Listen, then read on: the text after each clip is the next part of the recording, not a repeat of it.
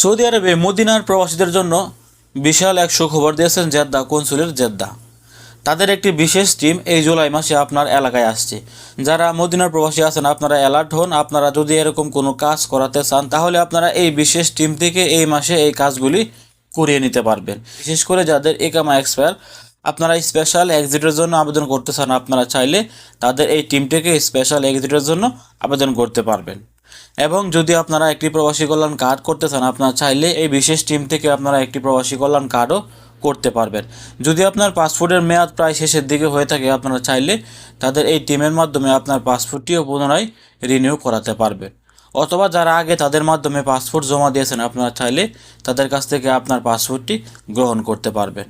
এবং আপনারা চাইলে তাদের কাছ থেকে সোনালী ব্যাংকের অ্যাকাউন্ট খোলা সহকারে সোনালী ব্যাংকের আরও বেশ কয়েকটি সেবা আপনারা তাদের কাছ থেকে নিতে পারবেন। জানিয়ে দিচ্ছি তারা মদিনায় কোন জায়গায় কত তারিখে আসতে যাচ্ছে। বাংলাদেশ কনসুলেট জেদ্দা কনসুলার থেকে বিশেষ একটি টিম আসছে পবিত্র মদিনায়। এখানে তারা জানিয়ে দিয়েছেন এই জুলাই মাসের 12 তারিখ 13 তারিখ অর্থাৎ শুক্রবার ও শনিবার সকাল 8টা থেকে বিকাল 6টা পর্যন্ত 2 দিন মদিনার প্রবাসীদেরকে তারা সেবা দিয়ে যাবেন। তারা যে জায়গায় আসবেন সেই জায়গাটির নামটি হচ্ছে আল ফেরদাউস বিল্ডিং নং 4 কিং ফাহাদ রোড, হারাম শরীফ থেকে উহুদ পাহাড়ের দিকে যেতে যে টপ 10 মার্কেটটি আছে ওই টপ 10-এর বিপরীতে। অর্থাৎ মদিনায় যারা বসবাস করেন অনেকেই জানেন যে মদিনার কোন দিকে টপ 10 মার্কেট। আমি নিজেও কিন্তু বর্তমানে মদিনায় বসবাস করছি। মদিনার প্রবাসীরা হয়তো টপ 10 মার্কেট চিনেন। আপনারা টপ 10-এর বিপরীত দিকে আল ফেরদাউস বিল্ডিং নং 4 কিং ফাহাদ রোড, ওইখানে গেলে কিন্তু আপনারা এই জুলাই মাসের 12 তারিখ 13 তারিখে এই সেবাগুলি পেয়ে যাবেন।